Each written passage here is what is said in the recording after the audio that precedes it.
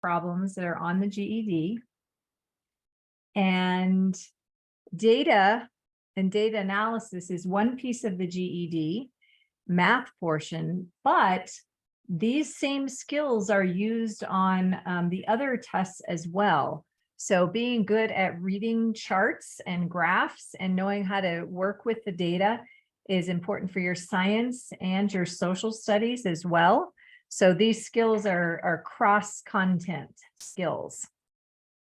So if you've been in Julie's Tuesday, Thursday morning class, this is stuff they've been working on. If you haven't been in that class, and some of this may be new to you, or it may be old enough that you don't quite remember it. And so the purpose of taking this time to go over just a variety of questions is so that we can exercise those skills and maybe fill in some holes if there's places that you're lacking in information. So the word median, is there anyone who can tell me what the word median is and how to find it?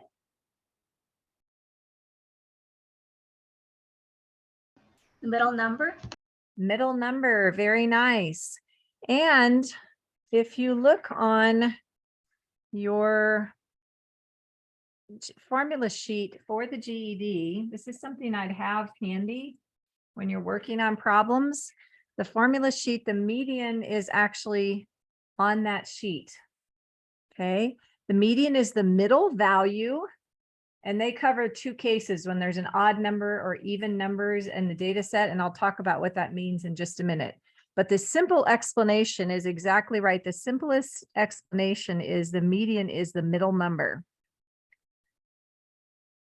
But the numbers do have to be in numeric order to find that. And so what they're asking you to do a few different skills on this problem, because you're going to have to find the right data to work with to begin. And so we're looking at and trying to find the median of the low temperatures for March 9th. And so the low temperatures, we got to find the right column. These are the numbers we're going to be working with. And so the first thing we need to do is write those numbers in numeric order. I usually start with the smallest, but you don't have to. You can go greatest to smallest. I've used 48, 49. There's two 50s. And then a 53 and a 55. And so we actually have an even number of numbers. We have 1, 2, 3, 4, 5, 6 numbers. And so there's actually two numbers that are in the middle. Both 50 and 51 are in the center of that, or 50 and 50, actually, excuse me, are in the center of this data. And so that means the median is 50. But if these two numbers were different, you would add them together and divide by 2, which we can do that. But if we add 50 plus 50, we get 100, and 100 divided by 2 is still 50. And so the correct answer for the median of number 4 is 50 degrees. So median is actually one of the, is actually the simplest in the sense that you don't have to do very little, if any, calculation to find the median. Now the mean is not that hard to calculate, but it is something that you're going to have to calculate. You can't just look at a table of data and find the mean. And so to find the mean, it's wanting to know the mean amount of precipitation. And so once again, we've got to find the right information that we're looking for. So we're only going to use these numbers that are in the column that's labeled precipitation. If you look on your GED formula sheet, the mean is given to you, that definition. And mean is, if you think about average, like when you add, like your teacher, if you were in school and they added your scores together and divided by the number of scores to find your average, your grade average, that's the definition of mean. So mean can also be another word for mean that we use more frequently in the real world is average. And that's where we add the numbers together and we divide by the number of numbers. Bring your writing down a little bit. Oh, yep. Thank you, Curtis. Okay, so the mean is equivalent to the word average in the real world. We add the numbers together and we divide by the number of numbers. And so when we're looking at precipitation, we have this red column of numbers.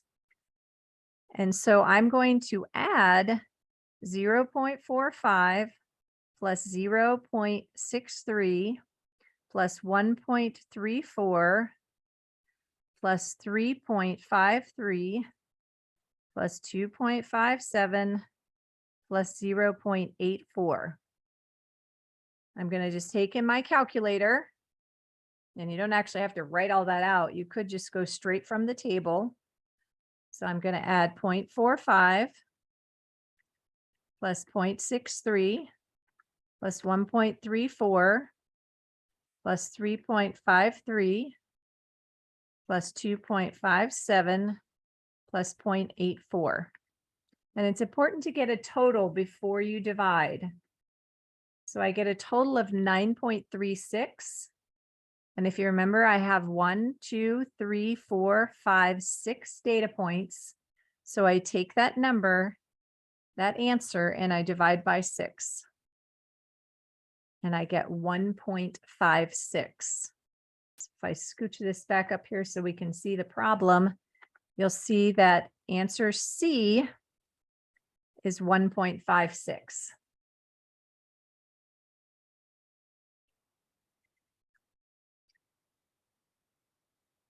Anyone have questions on that?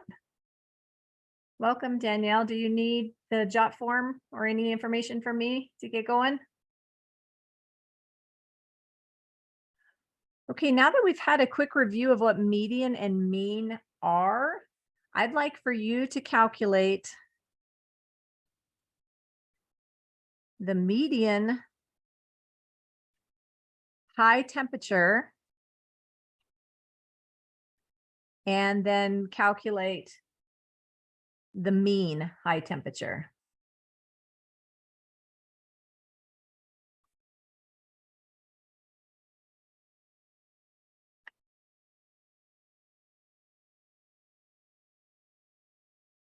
Oops. Okay, so taking the same data, I want you to do the mean and the median now for the high temperature. So that would be for our first column of data.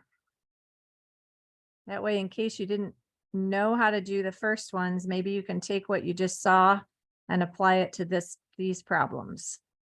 So take the green column of data, and I want you to calculate the median for the high temperature, and I want you to calculate the mean high temperature.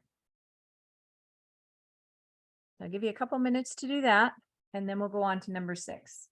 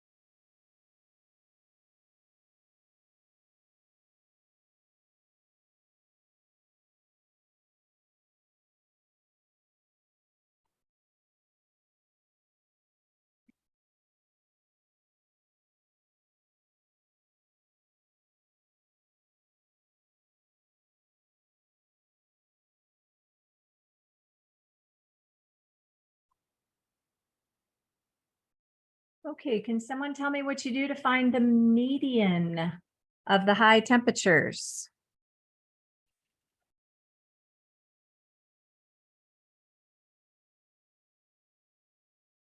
What's my first step for finding median?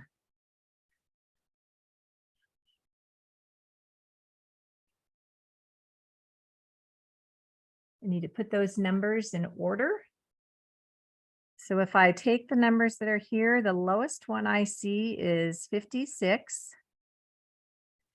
And then I see 2 62s. I see a 64, a 65, and a 68. That's 6 values. So that means there's 2 numbers that are in the center, 62 and 64. And so I need to average those 2 numbers. I need to find the mean of those 2 numbers in order to find the median.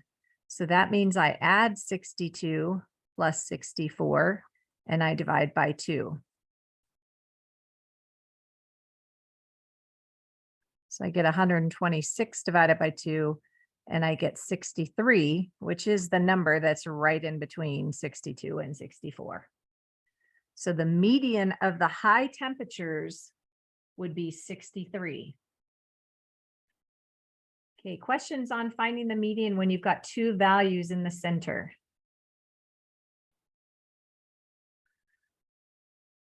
All right, if I want to find the mean of the high temperatures, I need to add those numbers. So I have to add 65, 62, 68, 56, 62, and 64.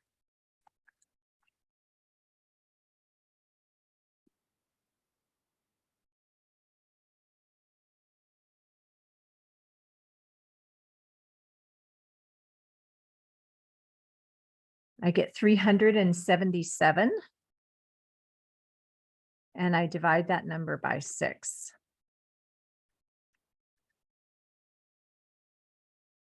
And so it's not a nice, neat number, but we could round it, let's say, to the nearest tenths place. Remember, the tenths place is the number right after the decimal point. And so a good estimate of the mean average high temperature is 62.8. And so if you look at these 2 numbers, 63 for the mean and 62.8 for the 63 for the median, excuse me, and 62.8 for the mean, those are very close. Sometimes they are, and sometimes they're not. If you have very skewed data where you've got lots of numbers and then lots of numbers that are way far away from the others, then the median and the mean will not be very close. But this data is fairly symmetrical, and so a fairly tight amount of data. And so those 2 numbers are close, but they won't always be the same, and they won't always necessarily be close either. Okay, questions on mean or median? How are we feeling about that? You guys, can I get a thumbs up or a smiley face or a unhappy face? Excuse me. Okay, got a thumbs up from one. Anybody else? Give me some feedback here. Terry, you doing all right? Samuel, Danielle? Yeah, I'm doing okay. Awesome. All right. So last question is on the range. The range of the data is just how spread out is it? Are the numbers really close together? Are they very far apart? And they actually give you a hint in the way the question is worded is, it says, for which area on the table was there the greatest range or difference between the high and low temperatures? In mathematics, difference. Anybody know what operation difference means in math? I want to find the difference of 2 things, not times.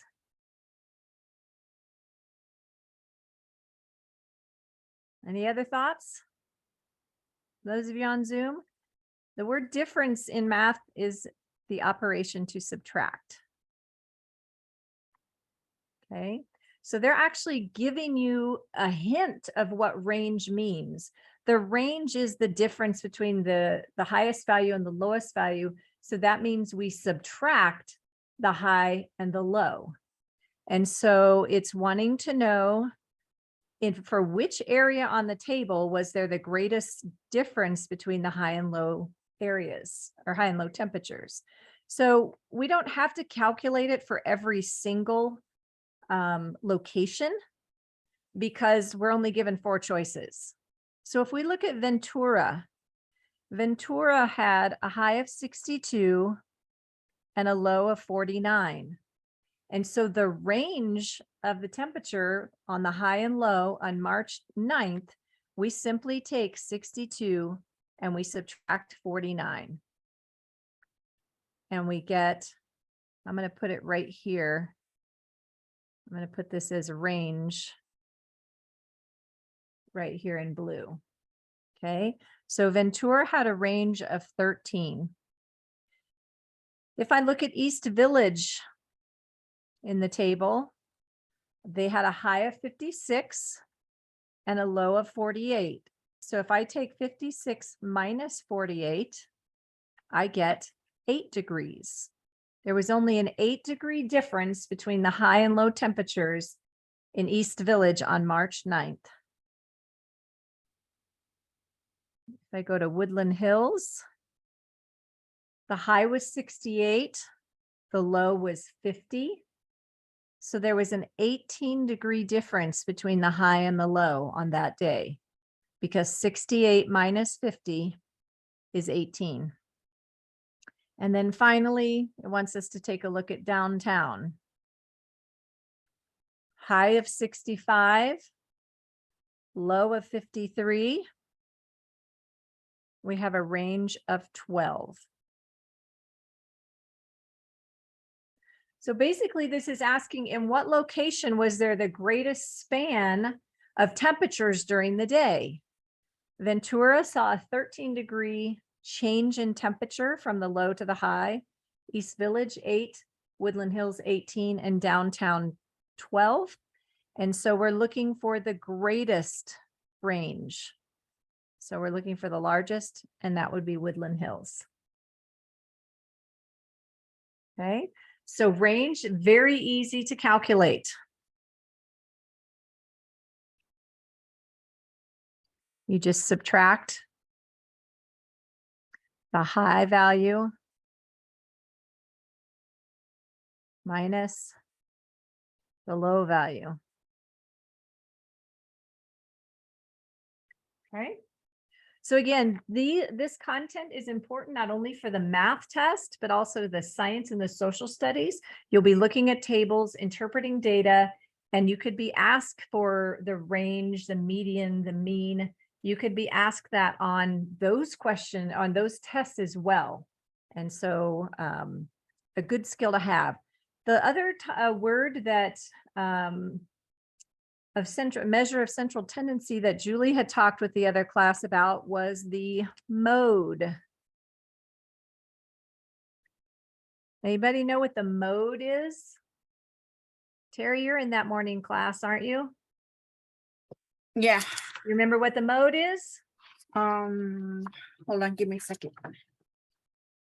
Remember that MO, mode and mo.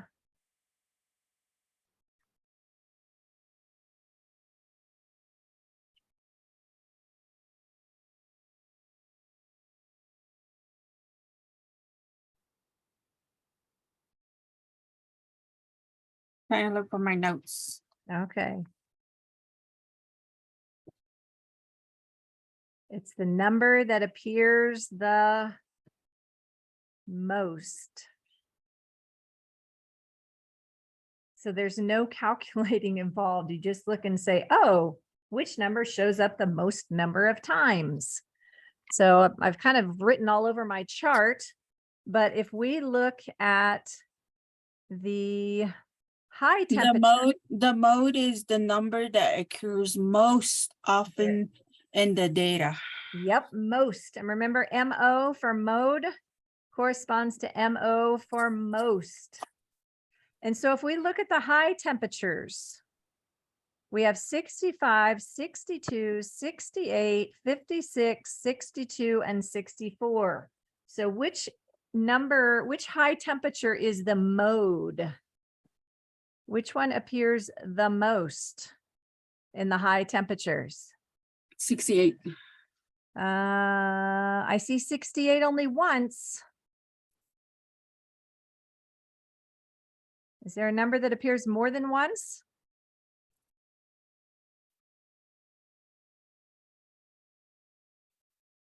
Increase the size. 62, but it's not most. Okay, so you're interpreting most to be the biggest number, I think, when you say that. But most is just the number that appears the most. And 62 is the only number that's repeated in our data. And so 62 is the mode. You're not looking at the size of the number, like 68 is the biggest number, but most meaning the one that occurs the most number of times. So in the high temperatures, 62 is the only number that appears more than once. And so 62 would be the mode. Okay. If we look at the low temperatures, I actually wrote the low temperatures out for you right down here. Or you can look in the yellow column. What would be the mode of the low temperatures? It's not the biggest number, it's the number that shows up the most. Curtis? Exactly. So for the low temperatures, 50 is also the mode. You can actually have data sets that has more than one mode. If two temperatures had both shown up twice, you could have multiple modes. If we look at the precipitation column, what would you say about the mode for the precipitation column? Is there any number that appears more than others?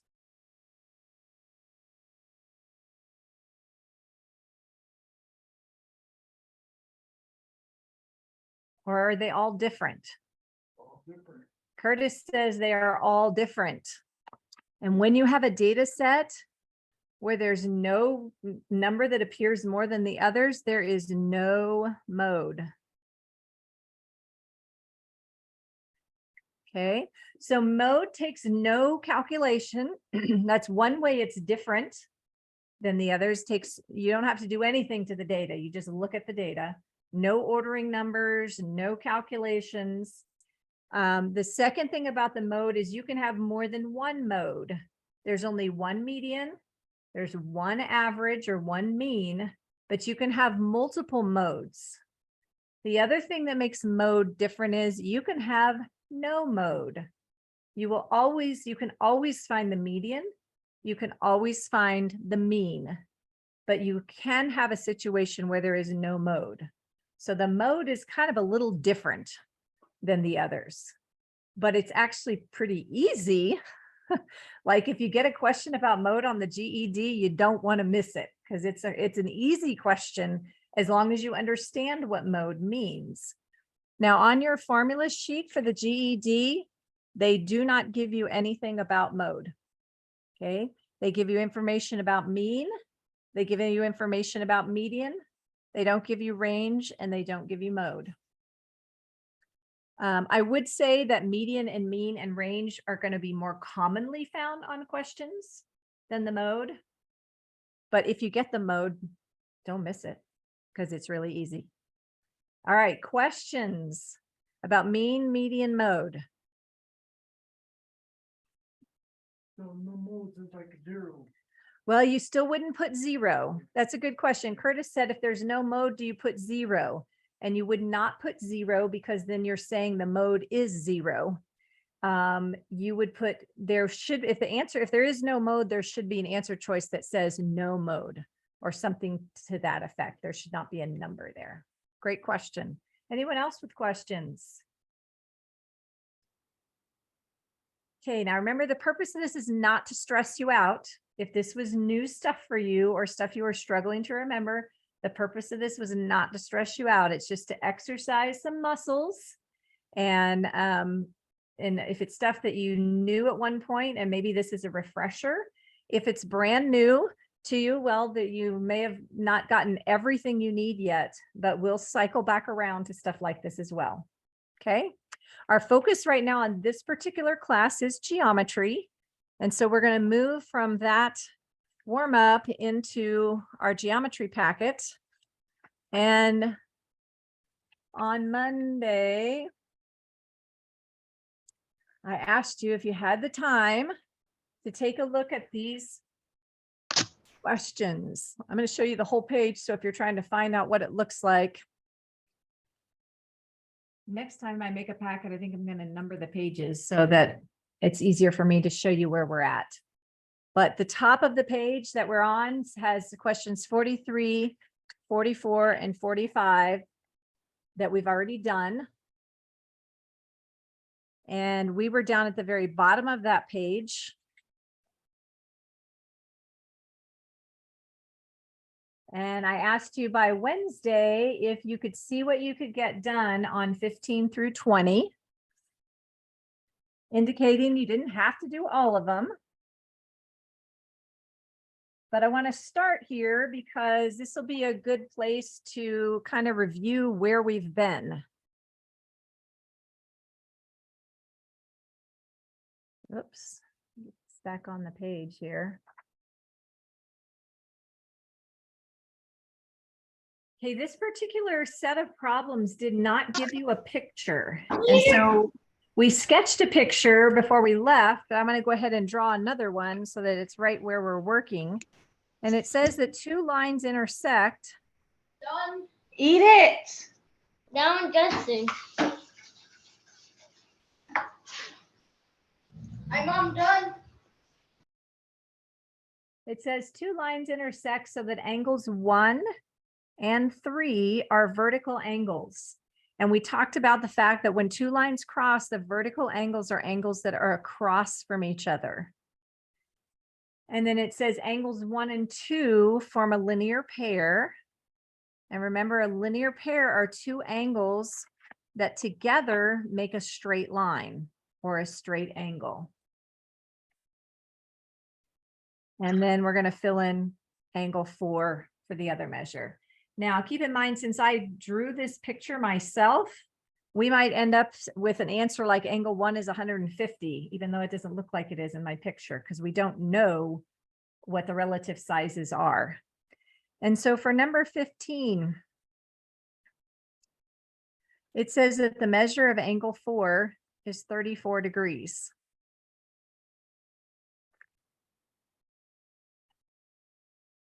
And so if I fill in 34 degrees here for a number for angle 4, we're supposed to find the measures of angles 1, 2, and 3. Easiest angle to find is angle 2. Anybody know what angle 2 is, the measure of it? 34. 34, very nice, Curtis. Oops, I keep bumping this paper, sorry about that. Angle 2 is the same exact measure as angle 4. And so it's 34 degrees. Those are vertical angles. They're across from each other on the intersecting lines, so they are equal. Anybody remember how to find the measure of angle 1? If I put my ruler like this, I've got two angles that together form a straight line. Anybody tell me how to find the measure of angle 1? 180 minus 34. Very nice, Curtis. Okay. If you want to write an equation, you'd say angle 1 plus angle 2, which is 34, equals 180. And so you would end up subtracting 34. So angle 1 is whatever 180 minus 34 is. And so on my calculator, when I take 180 minus 34, I get 146.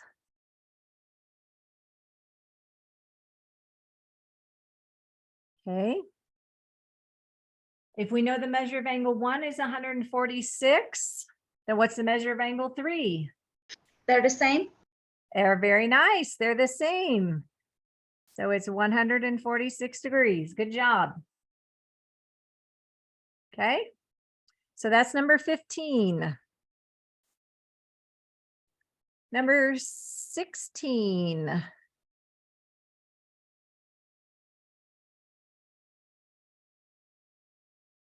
If I number my angles 1, 2, 3, and 4, it says angle 1 is 147. Okay. Easiest one is number 3. What's the measure of angle 3? The same also? Very nice. 147. Okay, to find the measure of angle 2. I've got a straight line. Anyone tell me how to find the measure of angle 2? What do I know about the measure of angle 1 plus the measure of angle 2? 180? Very nice. So 147 plus angle 2 equals 180 is an equation that you could write. We need to do the opposite of positive 147 to get rid of it. That makes 0. And that means angle 2 equals whatever 180 minus 147 is. And that is 33 degrees. So angle 2 is 33 degrees. So angle 4 is The same? very nice. 33 degrees. All right, I don't know if you had a chance to do those before Wednesday, or for today, but hopefully you got those. If not, today's a great day to learn it. All right, number 17. We're starting now to get into where there's some algebra involved. So let me draw my picture. And 17 tells me that the measure of angle 3 is 8x minus 10, and the measure of angle 1 is 3x plus 55.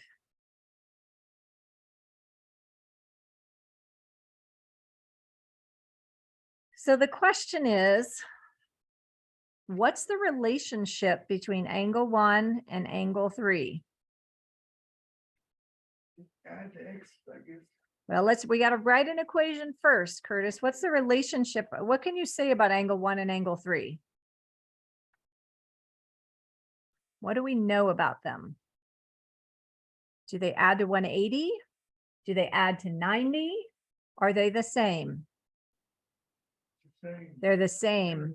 Yes, they are the same, which means that 3x plus 55 is equal to 8x minus 10. If I can say in my head that I know the angles are equal, then that means that this quantity that is equal to angle 1 is equal to the quantity for angle 3.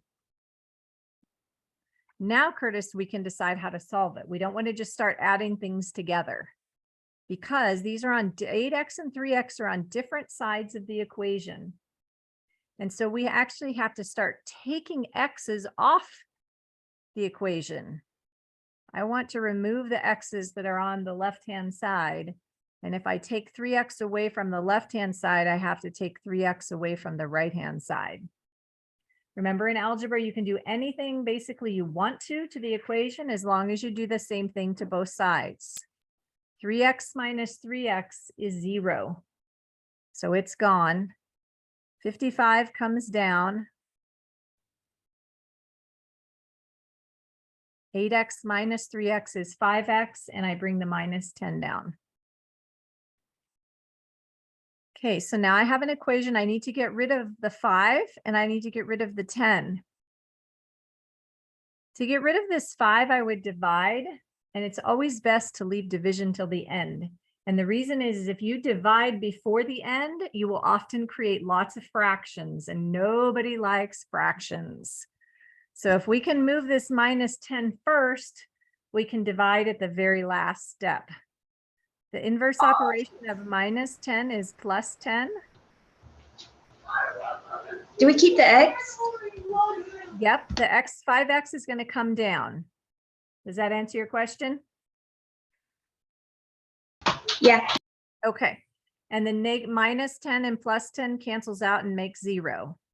So basically I've on this level right here, all I'm doing is showing what I'm doing to both sides. I'm adding 10 to both sides. And I like to write it this way because you can see that I'm doing the same thing to both sides. So the 55 plus 10 gives me my 65. My 5x just comes straight down. My negative 10, minus 10 plus 10 cancels out. And so it's gone. So now I'm down to simply 5 times x equals 65. The opposite of multiplying by 5 is dividing by 5. And then we take and divide both sides by 5. And that tells me that x is equal to whatever 65 divided by 5 is. X is 13. 12? 13. I'm sorry. 13. Yep. Very nice. Okay, remember I kind of harped on Monday on make sure you answer the question, and we're supposed to find the measures of each of the angles. And we found what X is. So the next question is, once you know what X is, how do I find the measure of angle 1? Anybody know? It would be the same. No, angle 1 isn't 13 because angle 1 is 3 times whatever X is plus 55. So if X is 13, it means I take this 13 and I put it in for Place with the X. exactly. So that says I take 3 times 13 plus 55 if I want to know what the measure of angle 1 is. So 3 times 13 plus 55 equals 94.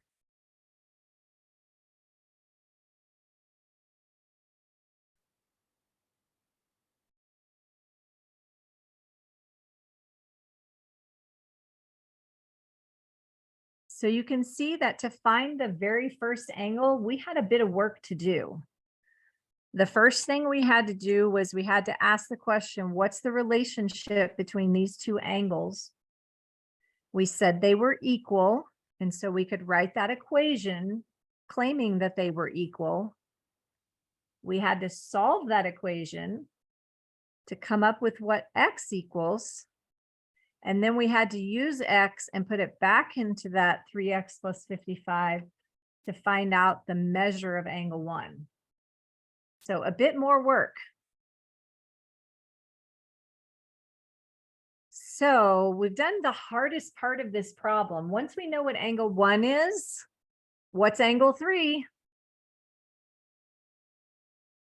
Same. Very nice, Curtis. It's the same.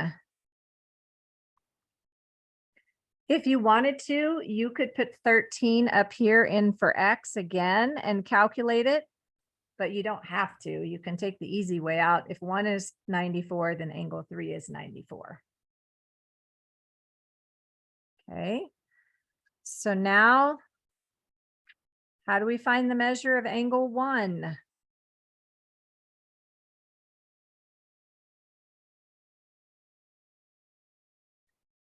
Angle 1 plus angle 2 has to equal how many degrees? 180. 180 degrees, because we've got a straight line with angle 1 together with angle 2 make a straight line or 180 degrees. And so we can say that 94 plus angle 2 excuse me, is equal to 180. Excuse me. We subtract 94. Remember, I'm just showing on this step what I'm doing to both sides. That makes 0. Angle 2 comes down and angle 2 equals whatever 180 minus 94 is. I take 180 minus 94. I get 86. So angle 2 is 86 degrees. And angle 4 is 86 as well.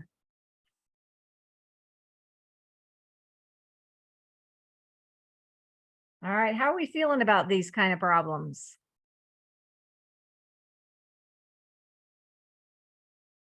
Any feedback? They feeling okay? They feeling a little scary? I'm doing good. Understanding. Good. All right. Anyone else want to weigh in? Okay, so that was 17. Number 18.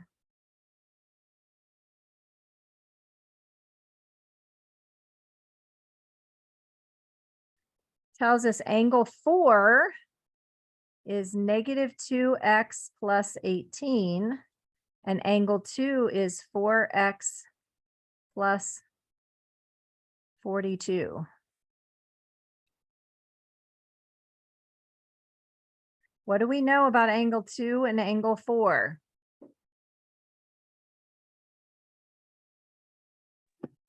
$180. Nope, Or they no? don't add to 180. They're opposite side, or they're across from each other when the vertical angle or when the lines are crossing. So these two angles are, what would you say, Curtis? Parallel. Nope, lines are parallel, not angles. Are these two angles equal? Do they add to 90 or do they add to 180? I heard equal, or I heard the last part of equal, and then I heard the same. So if they're equal, that means I can say that 4x plus 42 is equal to negative 2x plus 18.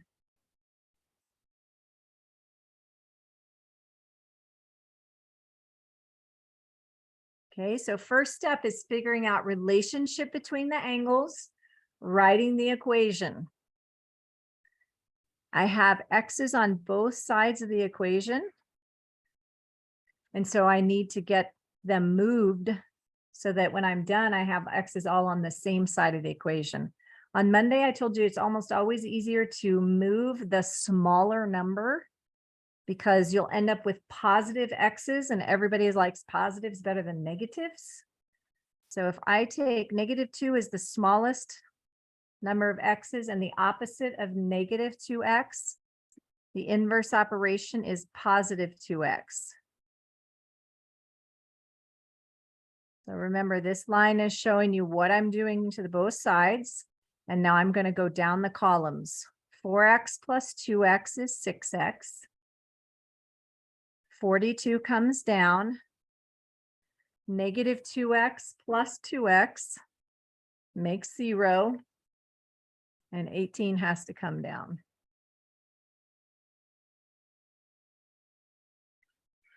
Now I have 6 to worry about and 42 to worry about. The 6 is being multiplied by x. And if I divide when I have lots of stuff left, I oftentimes creates fractions, which nobody likes. So let's worry about this plus 42. The opposite of plus 42 is minus 42.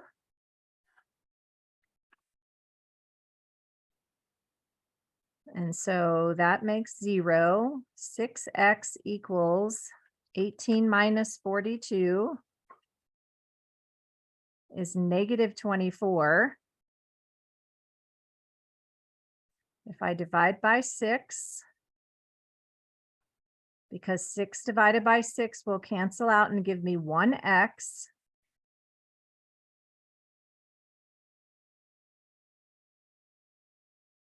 Well, that's interesting. Is it possible for x to be negative?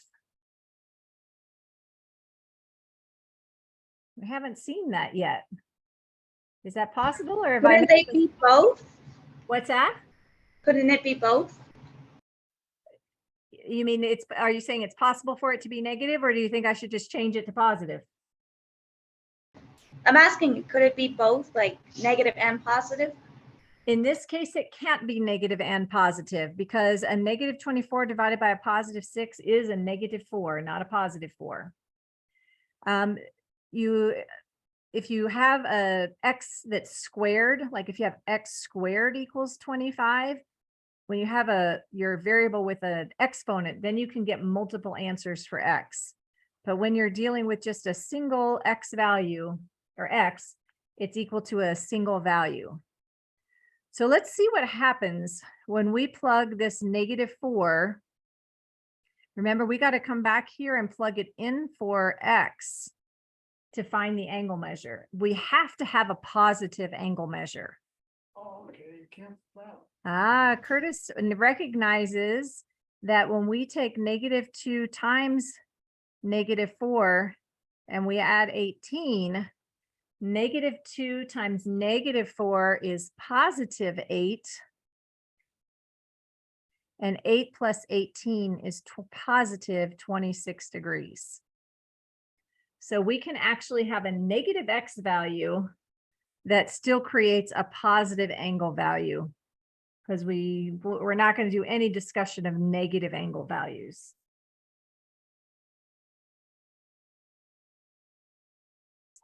-26 minus 180. Okay, you're getting ahead of me, but angle 4 is 26. And so Curtis is saying, let's take that 180 minus 26. If we do 180 minus 26, we get 154. So which angle is 154?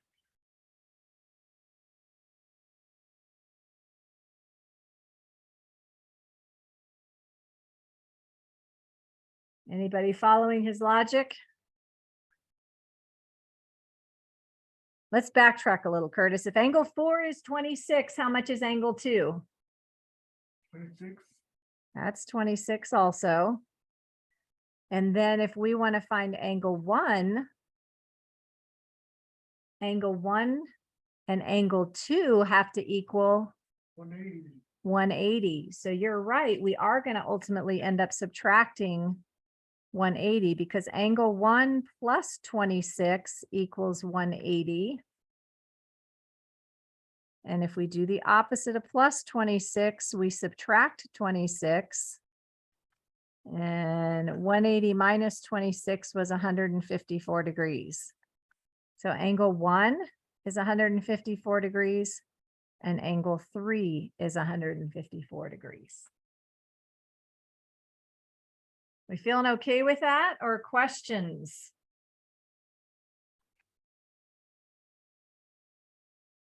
Okay, remember, first step we started was we look at these two angles and we said those two angles are equal because they're vertical angles. So we can write an equation setting those two expressions equal to each other. And then as we move down here, we solved it to find out what x was. And then we take that x value and we put it in the expression for x, and that produces our angle measure. Thumbs up, thumbs down, questions? Good. All right. Okay, let's take a look at number 19. Because number 19 is going to look just a little bit different than what we've been doing. Kind of the same, but a little different. So I'm going to draw my picture again.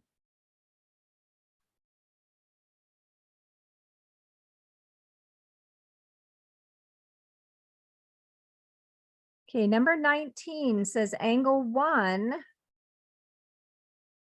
is equal to 8x plus 20, and angle 2 is equal to 4x minus 8. So the question is, what's the relationship between angle 1 and angle 2? Are they equal Do they add to be 90? Do they add to be 180? Yeah, I got it. Which one, Curtis? Or anybody else, they're welcome to weigh in. What's true about angle 1 and angle 2?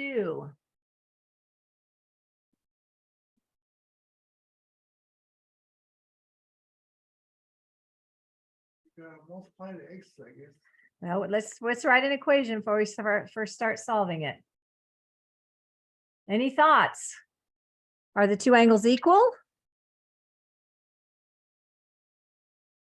Or do they add to 180?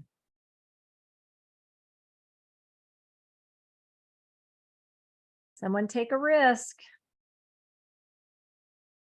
You can write it in the chat. You can holler it out. 180. Yep, Terry's right. As we look at this picture, these two angles together make a straight line. Okay, angle 1 is equal to angle 3, but angle 1 and angle 2 make a straight line, or what's called a linear pair, and so they add to be 180. And so that means this time the equation we're going to write is angle 1, which is 8x plus 20, plus angle 2, which is 4x minus 8, together total 180 degrees.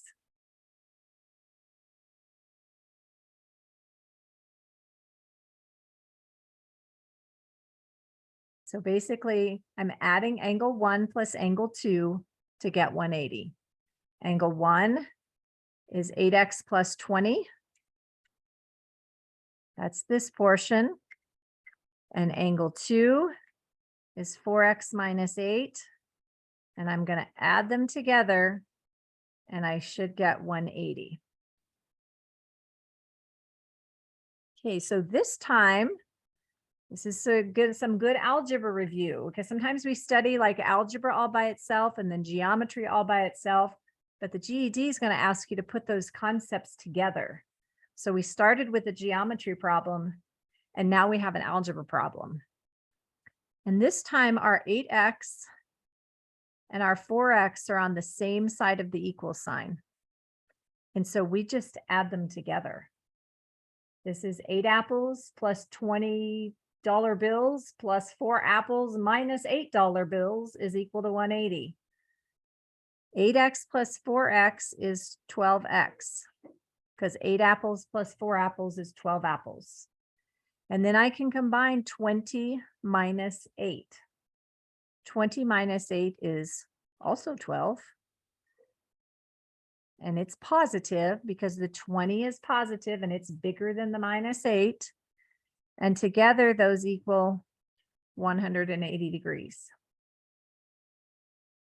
Okay, now I'm back to that kind of two-step algebra equation. I have a 12 in front of the x to get rid of, and I have an adding 12 that I want to get rid of.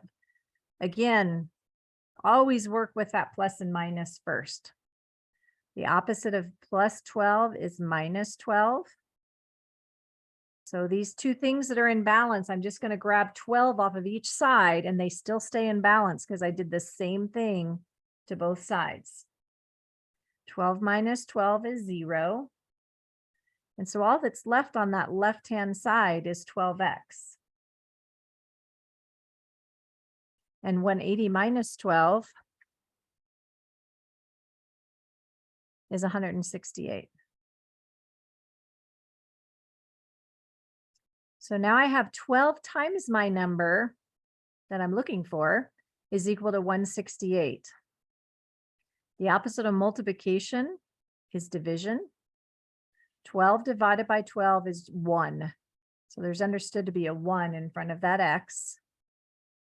And 168 divided by 12 is 14. So x is 14. So we've written the equation, we've solved it for x, but remember the question was, what's the measure of the angle? So how do I find the measure of angle 1? 14 degrees. It's not 14 degrees. We got to do something to that 14, Curtis, because it says that angle 1 is equal to 8x plus 20. Okay, okay. So I take this 14, I put it in there, and I say 8 times 14 plus 20 is what angle 1 is equal to. 8 times 14 plus 20, according to my calculator, is 132.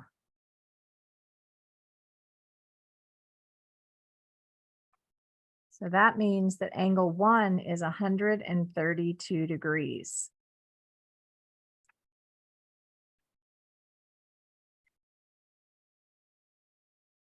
If angle 1 is 132 degrees, how much is angle 3? 132 too. The same. Yep, exactly. It's the same. Good job. And what about angles 2 and 4? How are we going to find those? Minus 180.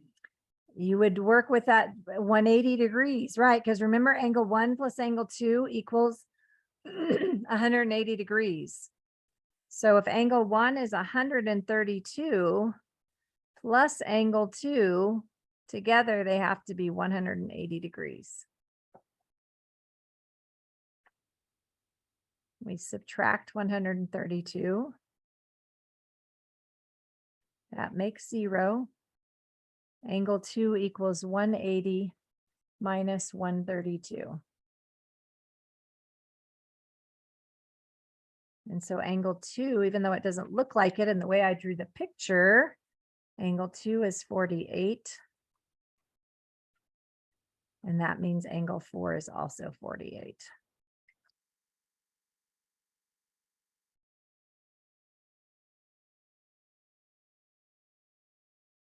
All right, so it's just a little bit after 2. We're going to take a break here, and then we're going to come back and pick up with our parallel lines that we ended on Monday with. So we'll take a break.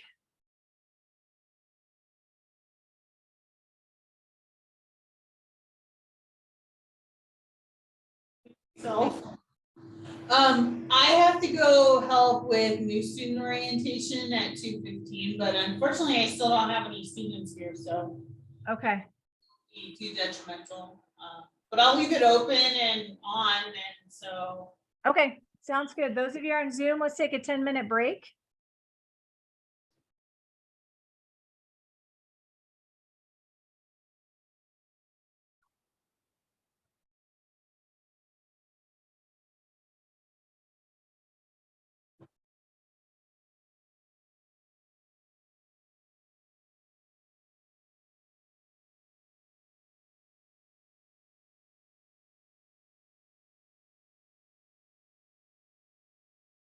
Oh, and Mary, are you still there? Sorry. Yes, I am. Okay. Let me know when you get to the end of class, or I don't know if you have your email open right now, but I did try to make it so you should get the jot forms for this class, so that then you could be in charge of inputting the hours into the spreadsheet, if that's okay. Yeah. So just let me know if that worked. Okay, I will. Thank you.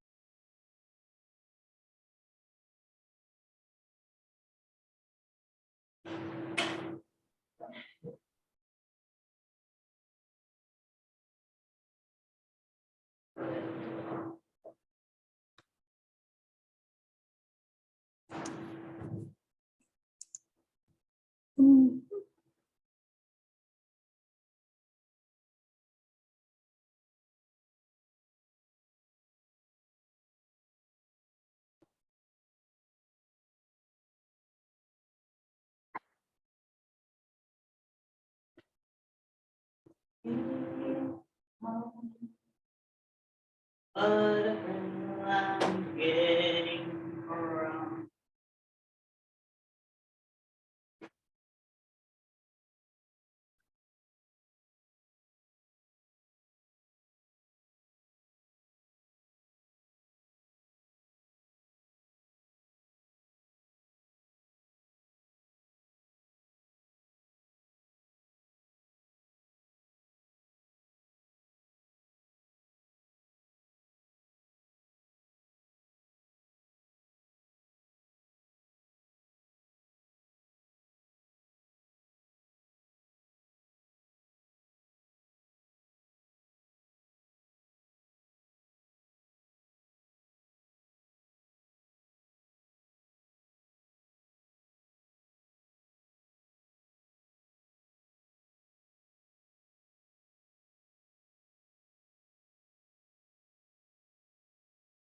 You're doing pretty good with those angles.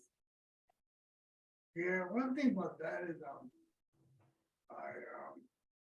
but if I don't practice it, it's gone.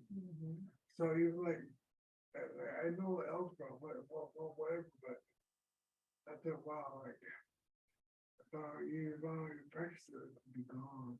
Yeah, well, and that's why, like, you can take and, you know, redo these problems. Any of these problems, redraw them and retry them. Yeah, Get more practice. yeah, yeah. See, I kind of, it's kind of like, wherever you know, I'm not a calculus, but I know how to, the algebra and all that, it's like, but then after a while, I don't use it. Yeah. If you don't use it, it goes away. All right, hopefully you're back with us or will be in the next few minutes. We ended Monday talking about parallel lines. And if you recall, parallel lines are lines that do not cross. And we talked about different places that you see parallel lines. Go back to this picture. When you have a parking lot that has the lines drawn for you to park in, those lines are parallel. And then you have this line that tells you where to stop your car. That's would be called the transversal. Okay, so parallel A and B, these two lines would be the parallel lines. Those are lines that no matter how far we extend them, they're never going to cross. And so we talked a lot about the angles that are formed when you have two parallel lines and a transversal. So in this picture here, we have two lines, lines A and B. And if you remember, we said the symbol for parallel is this two basically parallel vertical lines right between A and B. That symbol is the parallel symbol. And the other way that they can show you in a picture that two lines are parallel, if you recall, is with these little colored in arrows. If you see those colored in arrows on a picture, that you can know for sure that those lines are parallel. And the other way they would tell you is with this symbol. Line A is parallel to line B, or they might just write out line A is parallel to line B. Okay. But when you have two parallel lines and they're cut by another line,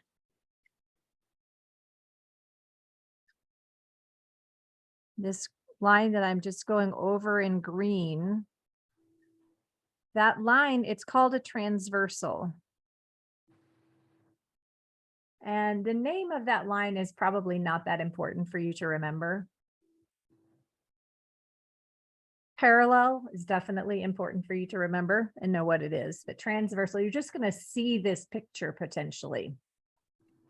And if you look at the numbered angles, we numbered angles 1, 2, 3, 4, 5, 6, 7, and 8.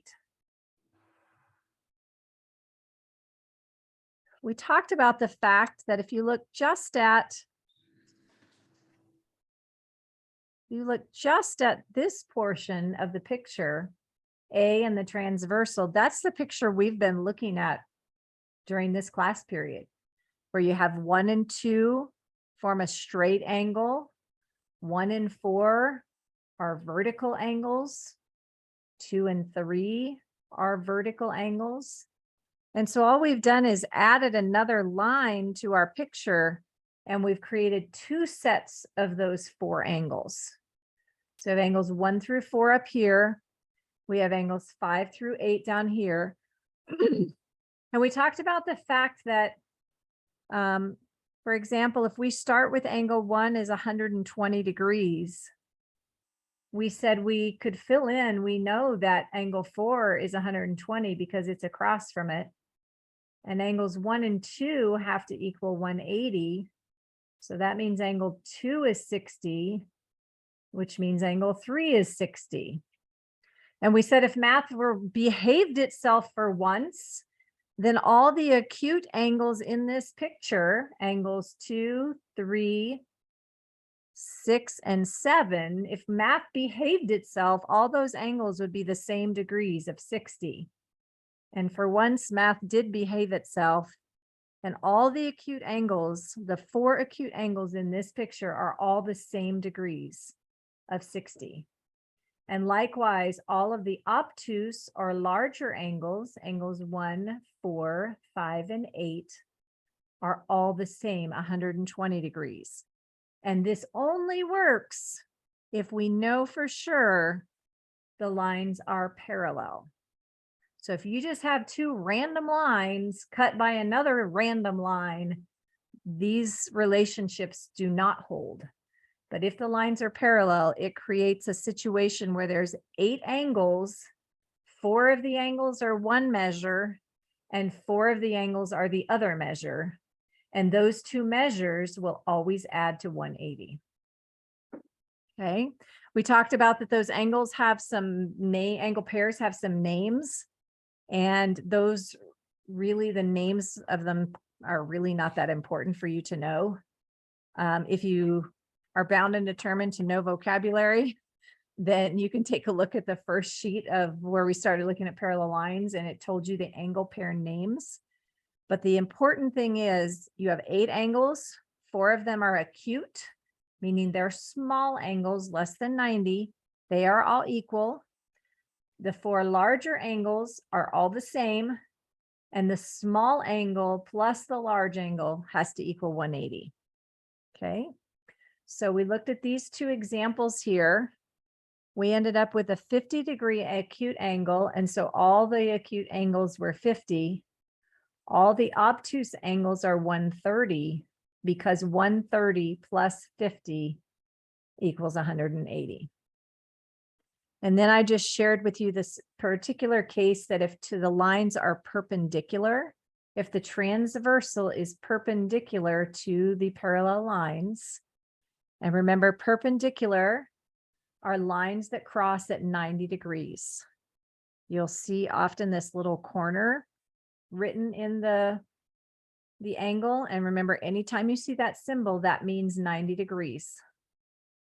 Just like you want the corner of your house where your walls meet to be 90 degrees. And we said that that created a scenario where all angles are equal because you'd have 90 degrees for 4 of the angles, and then the other 4 angles have to add to 180 with it. And so 90 plus 90 makes your 180. Okay. So we went over this on Monday. We didn't have a chance to really exercise those skills, and that's what we're going to do today. So zoom in a little. I'm going to rewrite this angle measure says 60 degrees. I'm just going to rewrite it a little bit bigger. Okay, next to number 1, it says this.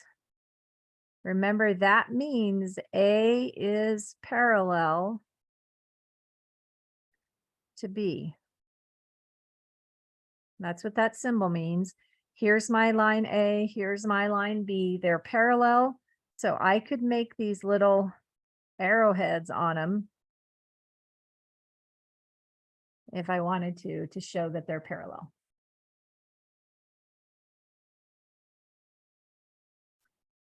Okay, so there's 8 angles in this picture. 4 of them are going to equal 60 degrees. And 4 of them are going to equal something else. Can anyone tell me what the 4 obtuse angles, what their measure has to be?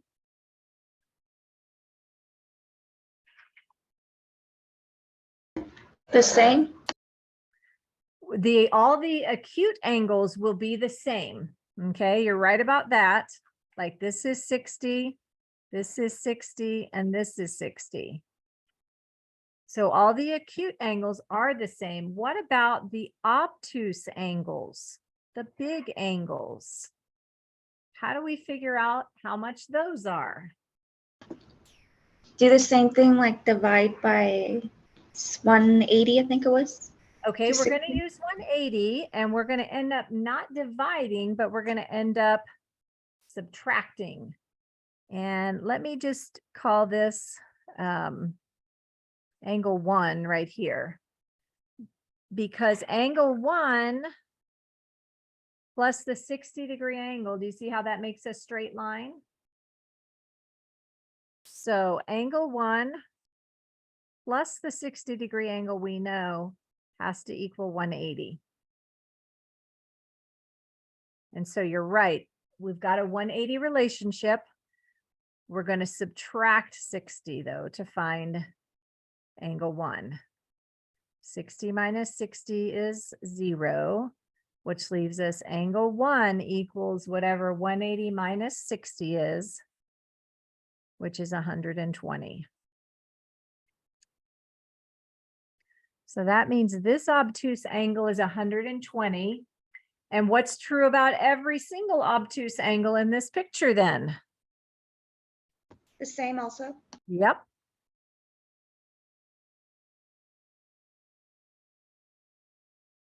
And all of my angles, if I take my ruler and line it up, 60 plus 120 is 180.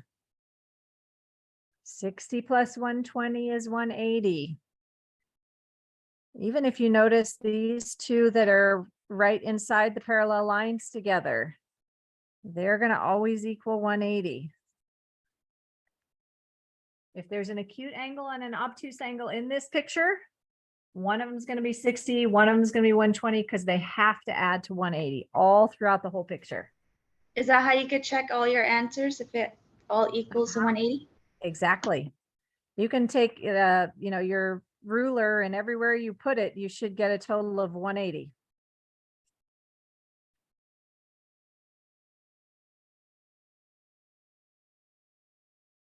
Okay, so once you know this relationship, these pictures aren't real hard. If we move over to number 2,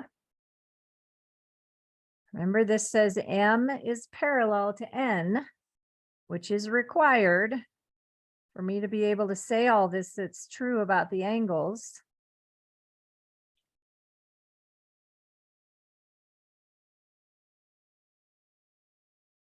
So take a minute and on your page, fill in what you think the remaining 7 angles are equal to. I'll give you just a minute to do that. And then we'll see what you got.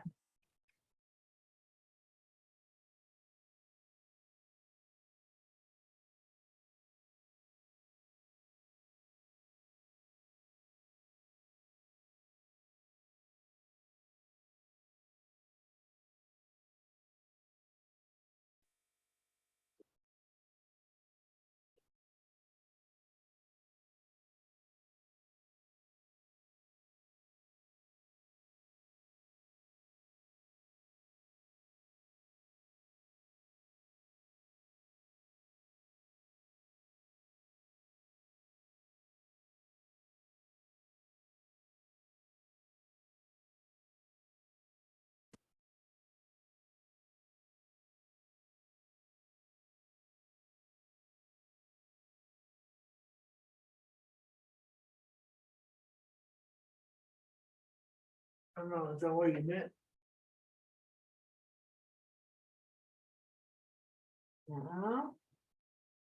Because you've got 720 here. I said, out of 6 I got. Right, but how much is it? Oh, I want to know, how much is this thing? Could that be? That'd be.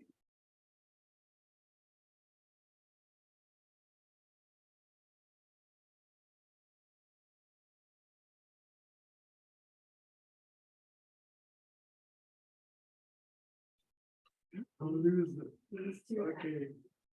180 minus 105 equals 75 degrees. Right, so this is 75. So now you can fill in all the other angles. Okay. Sorry, I missed that. Did someone have a question? Is it 175? 175? Well, 175 and 105 will give me 280, right? I see. Okay, so we want it to equal 180. So can you amend your answer to get 180?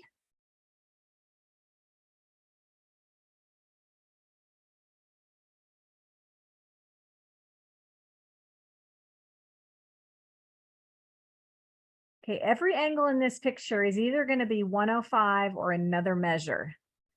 And this angle that's next to the 105, together, these two angles have to equal 180. And so Curtis, how'd you find your answer? Subtract what minus from 180. So Curtis took 180 minus 105. Did you get 75? Yeah, I got that. I don't know where I got that 175. That's all right. So 75 and 105 is 180. And that's what we need for this to be a straight line, right? So now that we've established the 2 angle measures, I can fill in the whole picture. Right where I have my pen right now, what's the measure of that angle? 105? Yep. And then here's an acute angle right next to it. 75. Good job. If I go up to the top of the picture, if I start in the upper right, 105. 105? next to it is 75. It's the same thing, but a little opposite. Yeah. Oh yeah, same thing. Hi. Actually, if you picked it up and put it up above, it's exactly the same. You could pick, That's how they're parallel. because the lines are parallel, you could pick these angles and put them right up here and they'd be the exact same measures. Okay.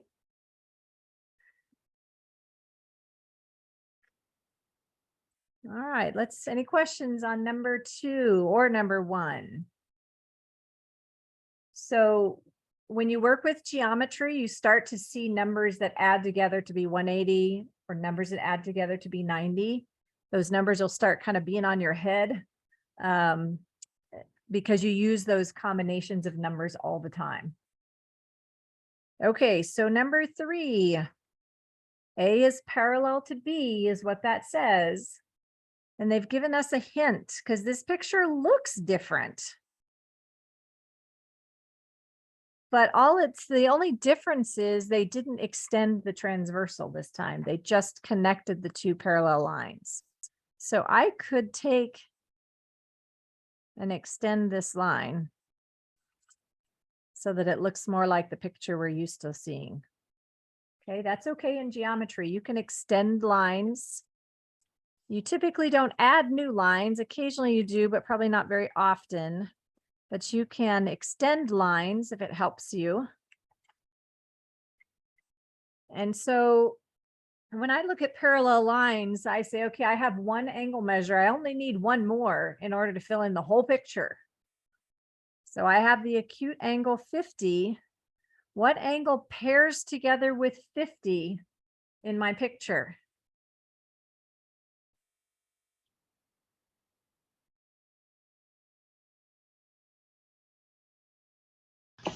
$130. Yep. Can you explain why? I subtracted 50 from 180. Very nice. And 130 plus 50, we can double check. 130 plus 50 is 180. And so now I can just start filling in the picture. There's the angle measures up here. I can jump down to the bottom. All I have to do is find the acute angle, stick a 50 in there, and then I can go around the wheel down here.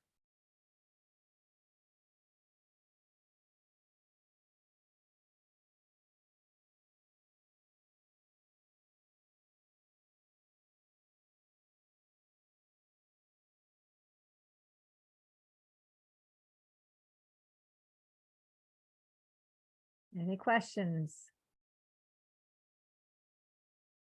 Okay, why don't you try number 4?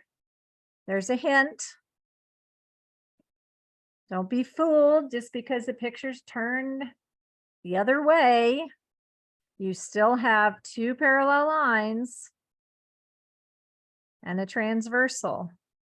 And just like the last problem, if you like seeing the whole transversal, take a straight edge of some kind, a piece of paper even, and extend 60. that line.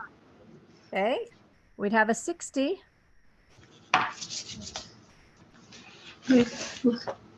And 60 would be correct because 120 plus 60 is 180.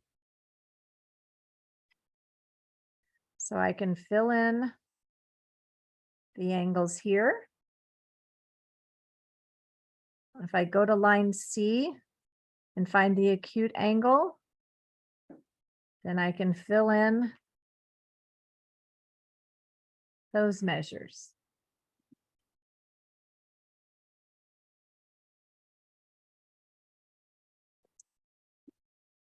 All right, I'm going to give you about 5 minutes. I want you to look at numbers 16 and 17, and then we'll do 18 together. If you get done with 16 and 17 before we start talking about them, see what you can do with 18. And my hint is it's going to involve some algebra. So 16 and 17 are just like what we've been doing. See what you can do with those. And then if you get done before I come back, take a look at number 18.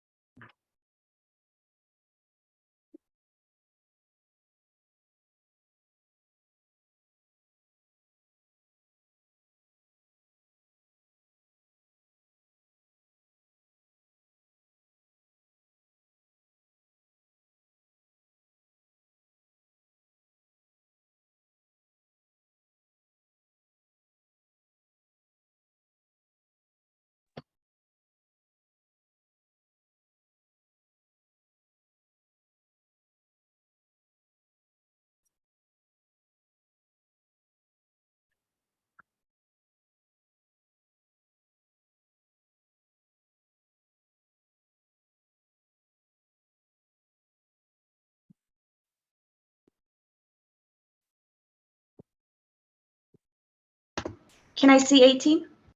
Oh, yeah, sure. Sorry about that. Like I say. All right.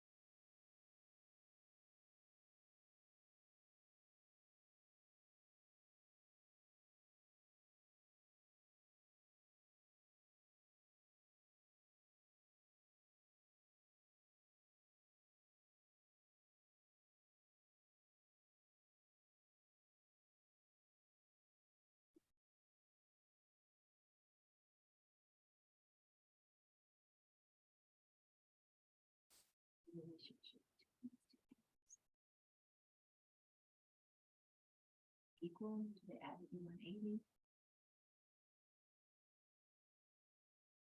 Same. Same. So you don't add them together. You set them equal to each other. 4x equals 3x is 30. Okay, there you go. Okay. So write the equation first and then figure out how to solve it. So how do I put a number? No, this is 180, so how do I go from? These are equal. So 4x equals 3x plus 30.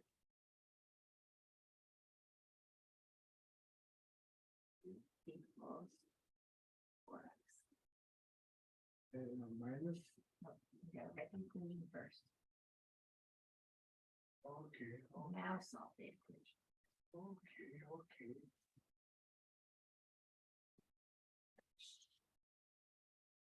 All right, let's talk about 16 and 17, and then we'll tackle 18.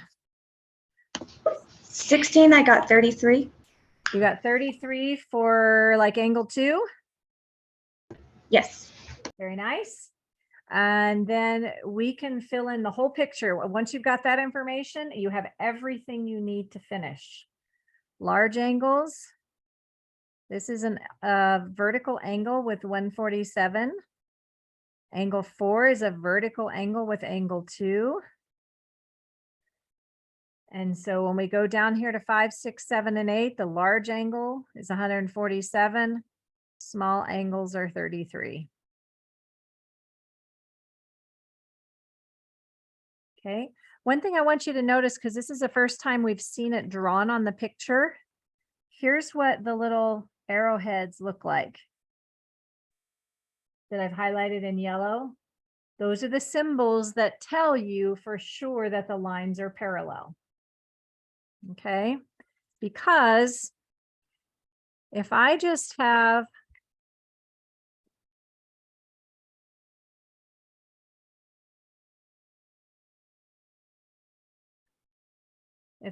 this scenario, are lines A and B, do they look parallel? No. No, they don't. And they aren't, because if I extend them, they're going to cross. So if I look at angles 1, 2, 3, 4, 5, 6, 7, 8, you cannot say that all of the acute angles are equal and all the obtuse angles are equal, because these lines are not parallel. You would know that angle 1 and angle 3 were equal because they're vertical. And you would know that angle 2 is equal to angle 4 because they're vertical. But you couldn't then jump down to the other line set and start filling in the angle measures. Okay. I just want to impress on you, this only works when you have parallel lines. Okay, so we're good on 16. Anybody have a question on 16? Okay, 17. If you start with 120 or with a 25-degree angle, what's the measure of the obtuse angle that pairs with it? 155. Yep, because 155 plus 25 is 180. And you can get that by writing an equation, 25 plus angle 3 equals 180. But ultimately what you're going to do is take 180 minus 25. And so then we can fill in all these other angles. And again, I've got the picture tells me they're parallel, so I do have to check that.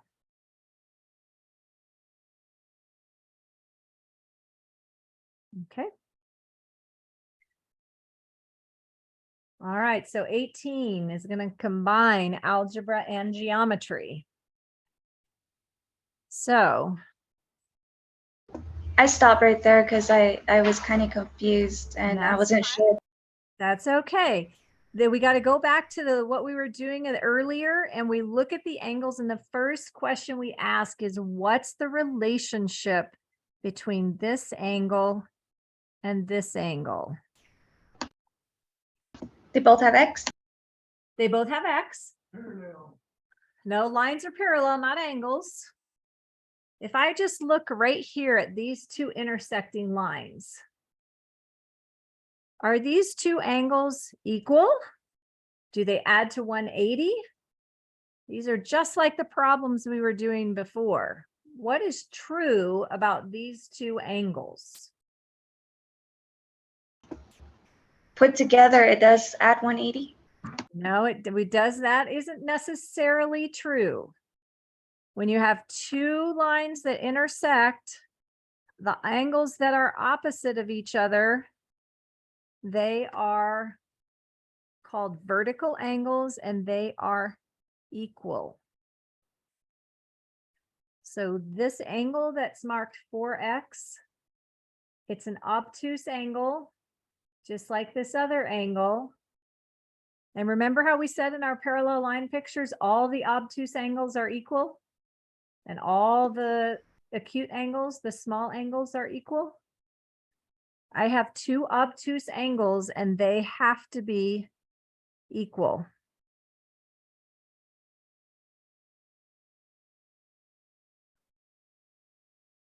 Okay, they're vertical angles and they have to be equal. And so the first step is write the equation that shows the relationship between the two angles. Yeah, I wasn't sure if we had to get rid of one of the X's because there's a way to do that. Yep.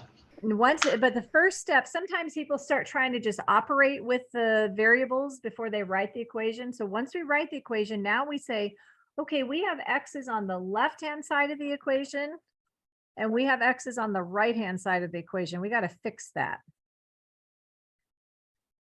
And the way I can fix that is I want to not have any X's on the right-hand side of the equation anymore, because that's my smaller number.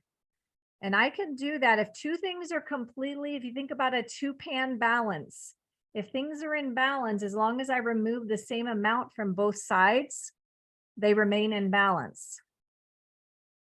So I'm just showing you here what I'm doing to both sides. 4x take away 3x is 1x, or just x. It's understood to be a 1, but you don't have to write it. My equal sign comes down, 3x minus 3x, I've gotten rid of those. And so x equals 30. Okay, so the next thing I did was solve the equation for x. And do you have to multiply or divide it into 4? Yes, I come right back up here. And this picture says that the measure of this large angle is 4 times whatever x is.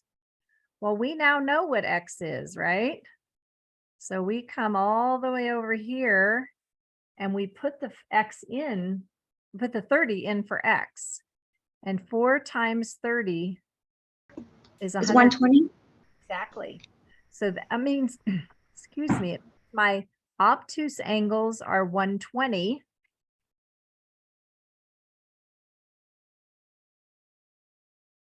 So I can go label all 4 of those obtuse angles 120. And then the next question is, what's the measure of the acute angles? 30. Not 30, because 30 plus 120 is 150. 60. Sorry, 60. Exactly. I heard 60 from one person and I heard subtract 120 from 180, which is also correct because you get the same answer of 60. So all my small angles are 60.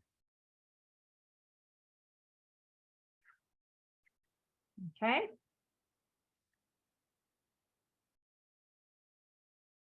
All right, questions. Okay, that's the instruction piece for kind of this introductory portion of algebra or of geometry, which is studying lines and angles.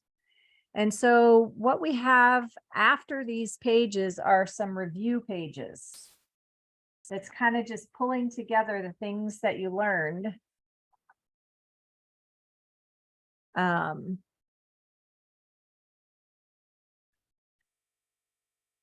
Pulling together the things that we've learned in this unit. And the next thing we still have more geometry to go. The next thing we're going to start looking at are shapes, polygons like triangles and quadrilaterals, things like rectangles, squares, parallelograms. And you're going to find that a lot of the stuff we've done with angles is going to transfer right over to triangles and 4-sided figures. And so we're just going to keep building. So the last 1, 2, 3, 4, 5 pages of this packet is all mixed review problems. So we have about, well, less than 10 minutes left right now. And so let's see, let's spend about 5 minutes seeing what you can get done on this first review page. And then we'll talk about them before we close out. So let me make this a little smaller. If you'll work on these for the next 5 minutes, if you don't have a printout and you're working solely from the screen, you're only going to be able to see the first 4 problems. So I guess let's start with that, and then we'll look at the bottom part of the page.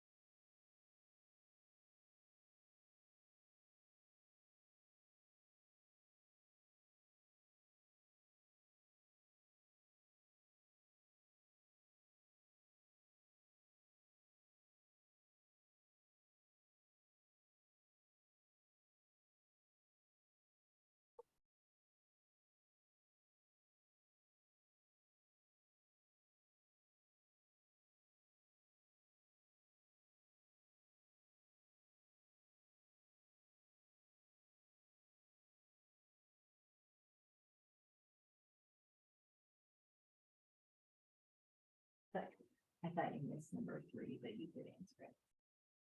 I skipped it. Because you're parallel. Because I didn't have my glasses on, actually. Okay, how do you tell me about that? Remember, on 120, 175, I can't remember what it was. A lot from the.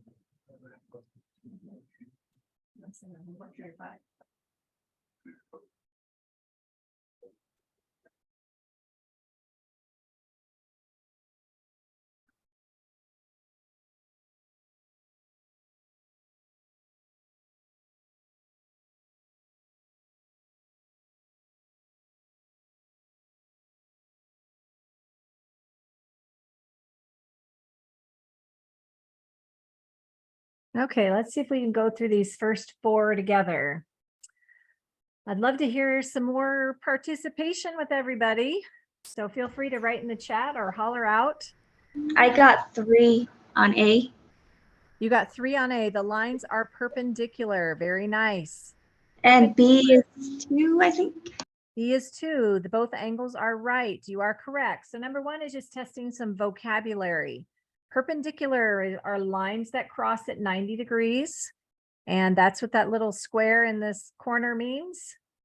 And so perpendicular and both angles are right because this is a right angle. It's 90 degrees. Together, the two angles have to equal 180, which means this one is also 90 degrees. Good job. Number 2, the angle is 2, right? 2. It is a right angle. Remember, this corner symbol means 90 degrees or right angle. The And lines the are 2, horizontal. That's what I think. I'm not too sure. horizontal lines all go like the horizon. So this line, if I label this line A is horizontal, but line B Vertical. is Vertical. vertical. So this says the lines are Vertical. nope, because A is Per- horizontal. How do you say? Perpendicular. They're perpen- perpendicular because remember, perpendicular lines meet at 90 degrees. In fact, if you were to extend line A, it would look just like picture number 1 upside down. So even when they just cross at the corner and the line doesn't go any farther, they can still be called perpendicular. Okay. Remember, horizontal lines go like the horizon. When you look out on the horizon, well, sometimes in Arizona, it's not very flat, right? I grew up in Kansas and the horizon's always a straight line going like this. It's very flat. Horizontal, if you think of horizon and you want your horizon, if you take a picture, you want your horizon to be side to side. Okay, number 3, the lines are Horizontal parallel. yes, 1. horizontal and parallel. Ah, There's my horizon lines. Number 4, these are our angle names, acute, right, or obtuse. 2. Right. Number 2 says right, which means it would have to be a 90-degree angle Oh, like okay. up here. Acute. It's acute. Acute is less than 90. And I always think of, you tell if you have a little kid or a little baby, you say, oh, you're so cute. So cute is little. So it's less than 90. Right is equal to 90. And obtuse is greater than 90. Okay, so number 4 is an acute angle. Okay, so 5 and 6. We're going to just do 5 and 6 and then we'll stop for today. The protractor is really hard to read on the copy, I know, but we're starting here at 0 along this horizontal and we're measuring counterclockwise. So if you look the inside scale, there's 10, 20, 30, 40, 50. And so we'd go 10, 20, 30, 40, 50, and it's about halfway between 50 and 60. 55.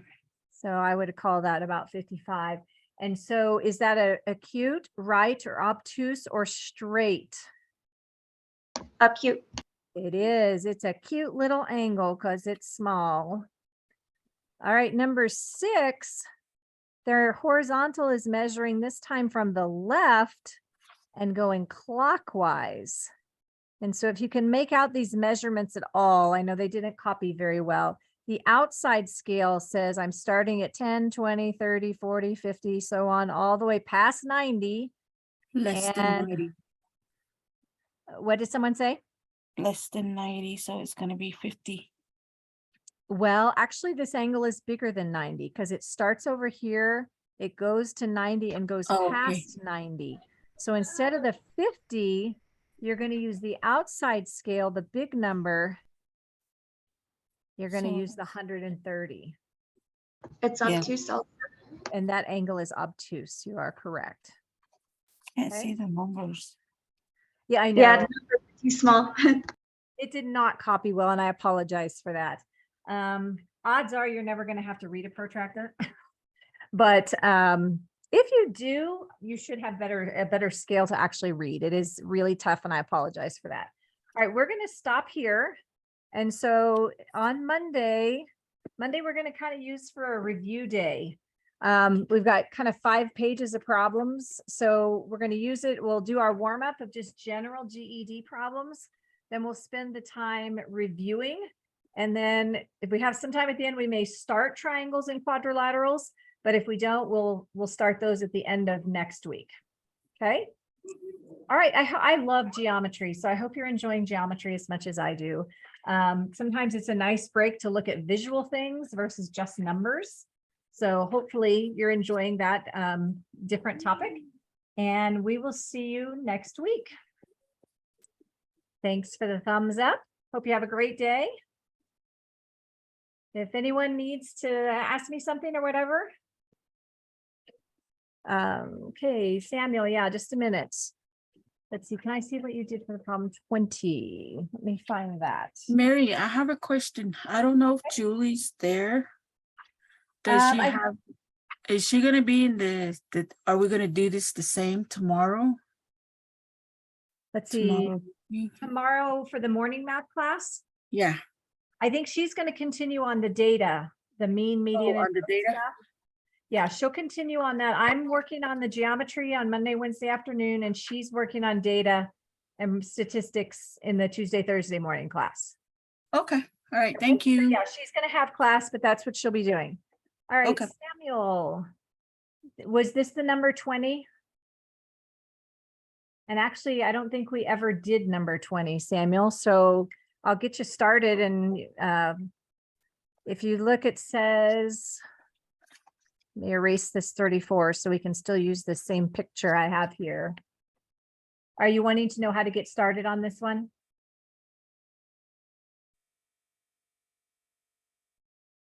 Okay, well, let's see. I think I actually didn't solve this one when it came down to, I think we skipped it.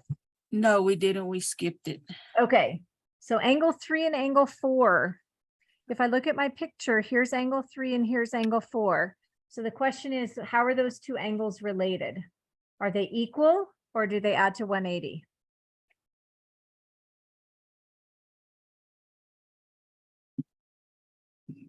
What do you think, Samuel?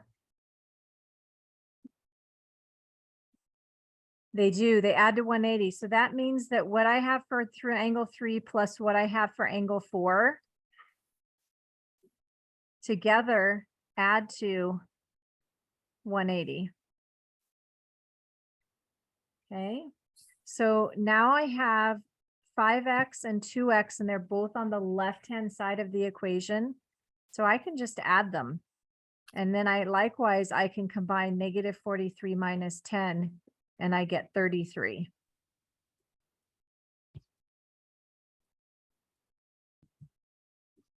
Did you start with this equation, Samuel? Okay, we can finish it on out. We would subtract 33.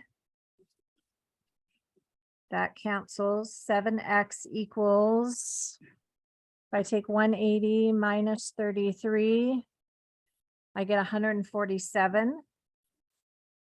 And then I would divide by 7. And x is 21. Bye, Curtis.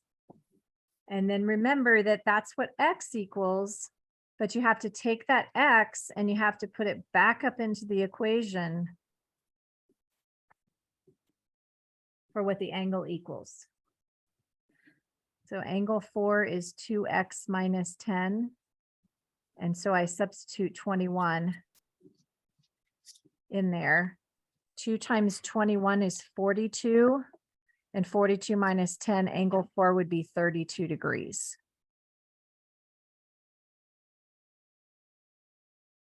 Okay, I see what you just wrote. Sorry, Samuel, that you started with an equal.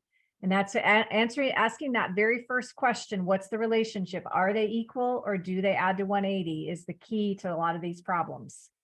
If you go too fast with just trying to do it like you did the last one, they'll throw you for a loop. Does it make sense now?